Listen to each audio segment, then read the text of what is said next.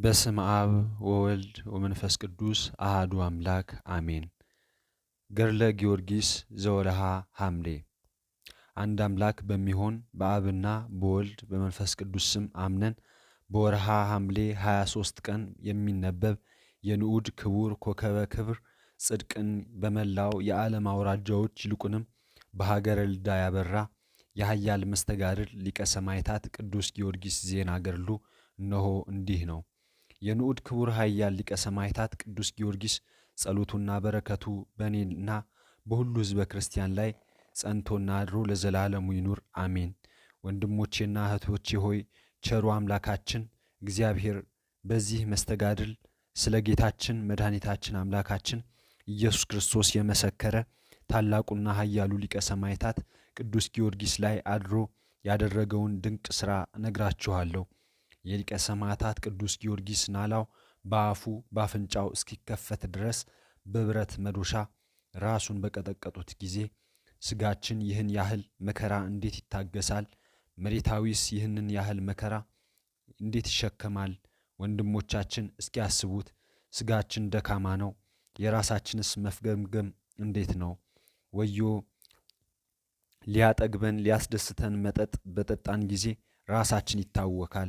ዓይናችንም ውሃ ካፈሰሰ አንድ ጊዜስ እንኳን አቅንተን ማየት አንችልም።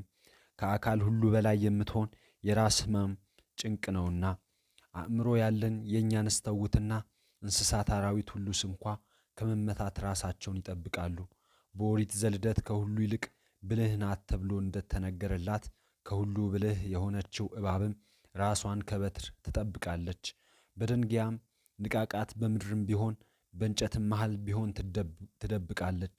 ከራስ የሚበልጥ አካል የለምና ከአካል አንዱም ወይንም ሁለቱንም ሶስቱም ቢቆርጡ መዳን ይቻላል። ራስን ግን ቢቆርጡት ወይም አጽንተው ቢመቱት መዳን አይቻልም።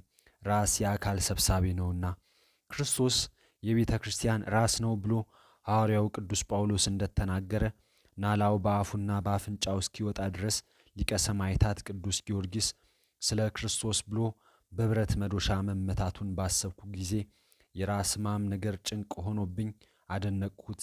ለሕሊናዬ የሚደም ለመናገር የማይቻል የቅዱሱ ትዕግስት እንደምን ያለ ነው! ሊሰሙት የሰውነት ብርታትን የሚያሳጣ ሲያስቡት ልቡናን የሚያደክም የቅዱስ ጊዮርጊስ ትዕግስት እንደምን ያለ ነው! ሰውም ራሱ ጤና ከሆነ ጤነኛ ነው። ጌታችን በወንጌል የሥጋህ መብራት ዓይንህ ነው፣ ዓይንህ ደህና ከሆነ አካልህ ሁሉ ደህና ይሆናል። ዓይንህ በሽተኛ ቢሆን ሰውነትህ ሁሉ በሽተኛ ይሆናል እንዳለ ዓይን ራስ ይባላል። ከአፍና አፍንጫ በላይ ያሉ ሕዋሳት ሁሉ እነዚህ ሕዋሳት በመስማት በማየት በመናገር በማሽተት ለሰው የሕይወት በሮች ናቸው። ስለዚህ ራስ ይባላሉ። ንጉሥ ዳዊት የጎልያድን ራስ ቆረጥኩ እንዳለ በቅዱስ ማቴዎስ ወንጌልም የመጥምቁ ቅዱስ ዮሐንስ ራስን ቆረጡ። ስለዚህም ዓይንና ጆሮ፣ አፍንጫ፣ መልክም ሁሉ ራስ ይባላል።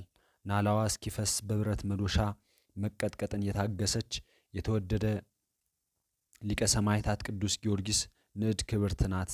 በብረት መንኮራኩር የተቆራረጠች የቅዱስ ጊዮርጊስ ራስ ብጽዕት ናት። ራሷ የብርሃን አክሊልን ተቀዳጅታለችና የአንጎል መፍሰስን የታገሰች የቅዱስ ጊዮርጊስ ራስ ቡርክት ናት። የሚያደክም ድብደባን ታግሳ በቀጸላ ብርሃን የተሸፈነች የቅዱስ ጊዮርጊስ ራስ ቡርክት ናት። የበደል ሸክም ያልከበዳት የኃጢአት ጠጉርም ያልበቀለባት የቅዱስ ጊዮርጊስን ራስ ኑ እናክብራት። ጠቢቡ ሲራክ ካላዋቂ ሰው ጋር ከምትኖር በሱም ድንቁርና ከምትይዝ ጨውንና የብረት ወገኖችን ብትሸከም ይሻላል እንዳለ ይህች የቅዱስ ጊዮርጊስ ራስ ከከባድ ሸክም ሁሉ ከሚከብድ አላዋቂዎች የኃጢአት ሸክም ርቃለች። በመናፍቃን ድንቁርናም አልተያዘችም። እጅግም የማይከፋ ከባድ ስህተታቸውንም አልተሸከመችም። ይህችን የተከበረች ራስ እጅግ አከብራታለሁ፣ እጅግም አደንቃታለሁ። የቅዱስ ጊዮርጊስ ራስ አናቷን የተመታችውን መመታት ባሰብኩ ጊዜ እኔስ ብርቱ ራሴ እንደ ሰም ይቀልጣል፣ የራስ መዞርም ይመጣብኛል። ለሞት እንዳትደርስ የኃጢአት ሸክም ክብደት እንዳያስጨንቃት ነፍሴ ሥጋዬንም አደራ ሰጥቻለሁ። አሜን። ለመናገር እጅግ በሚያስደነግጥ በልዩ ልዩ ስቃያት 70 ነገሥታት ሲያሰቃዩት 7 ዓመት የታገሰው የሊቀ ሰማዕታት ቅዱስ ጊዮርጊስ የመከራው ጽናት ምን ይበዛ! የቅዱስ ጊዮርጊስ መከራውን ከማሰብ የተነሳ የሰውነት እናት ተቀጠቀጠ፣ ጉልበቴም ደከመ። ከሃዲው ንጉሥ ዲዮቅልጥያኖስ እንዳዘዘ የብረት ጫማ እንዳሰራለት ሊቀ ሰማዕታት ቅዱስ ጊዮርጊስንም ባጫሙት ጊዜ ስሩ ተበጠሰ፣ ደሙ ፈሰሰ። መራመድ ቢያቅተው አጎንብሶ ሄደ።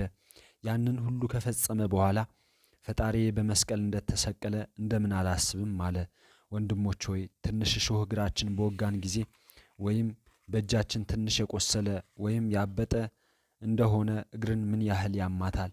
ከመኝታችን መነሳት አይቻለንም። ከቤታችን ወጥተን ያለ ጫማ ስንሄድ ምድርን የረገጥ እንደሆነ መሬቱ ሲወጋን እንዴት እንደምንታመም አስተውሉ። ኃያሉ ቅዱስ ጊዮርጊስ ግን በብረት ጫማ ተቸንክሮ አጎንብሶ ሄደ። ጻድቃን ከሚሄዱባቸው ኃጥአን የሚደክሙባቸውን የእግዚአብሔር መንገዶች ተከትለው የኃጢአትን መንገድ ያልሄዱትን የቅዱስ ጊዮርጊስን እግሮች አደንቃቸዋለሁ። ቅዱስ ዳዊት እግሮቼን ወደ ሕግህ መለስኩ ብሎ በመዝሙሩ እንደተናገረ የጌታችን የመድኃኒታችን ኢየሱስ ክርስቶስን ወንጌል በመስበክ የተመላለሱ እግሮች እንደምን ያሉ ናቸው! በእኔ ዘንድ እጅግ ያስደንቃሉና እግሮቹ በሞት ወጥመድ እንዳይያዙ ኃጢአት በመስራት እንዳይሰነካከሉ በእነርሱ እማጸንባቸዋለሁ። የሰባው ነገሥታት ወታደሮች በሊቀ ሰማዕታት ቅዱስ ጊዮርጊስ ላይ ታላቅ አምድ እንዳቆሙበት ባሰብሁ ጊዜ እጅግ በማድነቅ ሰውነቴ ይደክማል፣ አንጀቴም ይታወካል። እርሱን በማንሳት 4 ወንዶች የደከሙበትን ግዙፍ አምድ በሆዱ እንዴት ችሎ ተሸከመ? ቅዱስ ጊዮርጊስ ግን ታግሶ በሆዱ ላይ እንደምን ተሸከመ? እኔስ አንጀቴ ይታወካል፣ ሕዋሳቶቼም ይለያያሉ። የሰውነቱን መቆራረጥ፣ የሕዋሳቶቹን መለያየት፣ በነደደ እሳት ከጥልቅ ጉድጓድ መጣሉን፣ ስሙ ይድራስ በሚባል ተራራ መዘራቱን ባሰብኩ ጊዜ መከራውን አደንቃለሁ። እኛ ጽፍራችንን ስንቆረጥ፣ ራሳችንን ስንላጭ ምላጭ ትንሽ ያገኘን እንደሆነ እንታመማለን። ለ10 ክፍል የተከፈለውን የሊቀ ሰማዕታት ቅዱስ ጊዮርጊስን ሕመም እንዴት አናደንቅም? ግርፋቷን የፈጸመች የሊቀ ሰማዕታት ቅዱስ ጊዮርጊስ ሥጋ እንደምን ያለች ናት! የተመረጠ ቅዱስ ጳውሎስ የክርስቶስን አካል የኃጢአት ማደሪያ ልታደርጉ አይገባም እንዳለ በተጋድሎ ከወርቅ ይልቅ የጠራችው የሊቀ ሰማዕታት ቅዱስ ጊዮርጊስ አካል ከክርስቶስ አካል አልተለየችም። ቅዱሳን ሐዋርያት በዲዮቅልጥያኖስ ከክርስቶስ አካል አትለዩ ብለው እንደተናገሩ በሰላም ገመድ የተገረፉ ለ10 ክፍል የተከፈሉ ሕዋሳት እንደምን ያሉ ናቸው! ሳስታውሳቸውም አንጀቴ ይቃጠላል፣ ሳስባቸው ልቤ ይደነግጣል። እኔ የሊቀ ሰማዕታት ቅዱስ ጊዮርጊስ ሕማም አደንቃለሁ። መግነጢዮስ ባሰራው መንኮራኩር ላይ ለ10 ሲከፈል ሥጋዊ እንዲህ ያለ መከራ ይችላልን? መሬታዊስ እንዲህ ያለ ስቃይ ይታገሳልን? ሊቀ ሰማዕታት ቅዱስ ጊዮርጊስ ሕማም በማሰብ ሰውነቶቼ ፈዘዙ፣ አጥንቶቼም አናወጣቸው። እንደ ሰቀሉት እንደ ቀደዱት በሚነድ ጭራሮ እንዳቃጠሉት ባሰብኩ ጊዜ አጥንቶቼ ይቃጠላሉ። ሊቀ ሰማዕታት ቅዱስ ጊዮርጊስን ግን ውስጥ ዕቃው እስኪታይ ድረስ ይህን ሁሉ ይታገስ ነበር። የሊቀ ሰማዕታት ቅዱስ ጊዮርጊስን መከራውን በትዕግስት የሚቀበል ምን አይነት ተደሞ ምን አይነት አንክሮ ነው! እኛስ ትንሽ እንኳ መከራ እንታገስም። ለትንሽ ጊዜ ብንቆስል ለመድኃኒት የሚሆን ቅባትን ሁሉ እናደርጋለን። ሊቀ ሰማዕታት ቅዱስ ጊዮርጊስ ግን የውስጥ ሰውነቱ እስኪታይ በመጋዝ ሲሰነጠቅ በመድኃኒት ፈንታ ሥጋው እስኪያርና ነፍሱ እስክትወጣ ድረስ በእሳት አቃጠሉት። ሥጋዊ ሰውነት ሲቅርና ብረትስ እንኳ በእሳት ይቀልጣል። እኛም ለጤናችን እሳት ስንሞቅ ወላፈኑ ሲደርስብን ፈጥነን እንነሳለን። የእሳት ዋይ ቢከፋም እሳት ለሕይወታችን እጅግ ጠቃሚ ነው፣ ግን ለመዳሰስ አይቻልም። የምንበላውን የምንጠጣውን ብናዘጋጅ ሙቀቱ ካልበረደ፣ ፍላቱ ካልቀዘቀዘ፣ ትንሽ ሙቀትም ካለው እጃችን ከመዳሰስ እናሸሻለን። ከመቅመስም አፋችን እንከለክላለን። እግራችንንም ለመታጠብ አንችልም። እኔ የሊቀ ሰማዕታት ቅዱስ ጊዮርጊስን መከራ አደንቃለሁ። ሥጋዬ ትቢያ ከመሆኗ የተነሳ እጨነቃለሁ። መከራ ግርፋትን የታገሰች የሐዋርያው የቅዱስ ጳውሎስ ቃል በእርሷ ላይ የተፈጸመባት የቅዱስ ጊዮርጊስ አካል ብጽዕት ናት። ከእኛ ያይደለ ከእግዚአብሔር ታላቅ ኃይል በዚህ በደከመው ሰውነታችን የማይጠፋ መዝገብ አለን። በሁሉ መከራ እንቀበላለን፣ እንሰቃያለን፣ እንዋረዳለን፣ ግን አንጣልም፣ አንጠፋም። ዘወትር የክርስቶስን መከራ በሥጋችን እንቀበላለን። የክርስቶስ ሕይወቱ በዚህ መዋቲ ሰውነታችን ይታወቅ ዘንድ ብሏል። እንዲሁ 70 ነገሥታት በሊቀ ሰማዕታት ቅዱስ ጊዮርጊስ 7 ዓመት መከራን አጠኑበት። ሥጋውም ለ10 ክፍል እስኪቆራርጡ በመጋዝ ተሰቃየ፣ ግን አልተጎዳም። ጉዳት ሳያገኘው ሕያው ሆኖ ተነሳ እንጂ። ዳግመኛም ተሰቅሎ የውስጥ አካሉ እስኪታይ ተሰንጥቆ ሥጋው እስኪያር ነፍሱ እስክትወጣ በሳት ተቃጥሎ ይህንንም ያህል የስቃይ ጭንቅ እርሱን አልጎዳውም። የክርስቶስ ሕይወት በመዋቲ ሰውነቱ ላይ ይገለጽ ዘንድ ከጣሉበት ደብረ ይድራስ ተነሳ እንጂ። መከራንና ግርፋትን የታገሰች ሰውነት እንደምን ያለች ናት! አፋዊ ሰውነታችን ይበላሻል፣ ውሳጣዊ ሰውነታችን ግን ሁልጊዜ ይታደሳል። በአንድ ጊዜ የሚያልፈው መከራችን ክብርን አብዝቶ ያመጣልናልና የሚታየውን ተስፋ አናደርግምና የማይታየውን ነው እንጂ። የሚታየው ኃላፊ ነው፣ የማይታየው ለዘላለም ጸንቶ ይኖራል የሚለው የሐዋርያው ቅዱስ ጳውሎስን ትምህርት ታጸናለች። በእውነት የሊቀ ሰማዕታት ቅዱስ ጊዮርጊስ መከራው ጸጋ ክብርን እጅግ አብዝታለችና የማይታየውን ተስፋ ማድረግም የዓለምን መከራ በጌታችን በኢየሱስ ክርስቶስ የጥቂት ጊዜ ቀላል አድርጋ ለዘላለም ለቅዱስ ጊዮርጊስ አካል የጸናች ሆነች። መከራ በእኔ ዘንድ እጅግ ይደነቃል። ዲያብሎስ ሊያጠፋት በላይዋ እንዳይሰለጥንባት በዝሙት የተዳደፈች ሰውነቴ በሊቀ ሰማዕታት ቅዱስ ጊዮርጊስ ጊዜ አካል ትማጸናለች። የሊቀ ሰማዕታት ቅዱስ ጊዮርጊስ ስቃዩን ጠንቅቀን ብንጽፈው ኖሮ ለሚሰማው ለሚያነበውም ሁሉ እጅግ የበዛ ነው። በሊቀ ሰማዕታት ቅዱስ ጊዮርጊስ ዕለተ ዕረፍቱ በሚነበበው በዚህ የከበረ መጽሐፈ ገድሉ ከተጻፈ ይልቅ ያልተጻፈ የመከራ ስቃይ ይበዛልና 70 ነገሥት በልዩ ልዩ መከራ 7 ዓመት ዘወትር ሲያሰቃዩት ተስፋን አልቆረጠም፣ ተጋድሎንም ቸል አላለም። የሊቀ ሰማዕታት ቅዱስ ጊዮርጊስ መከራው እጅግ ይደነቃል።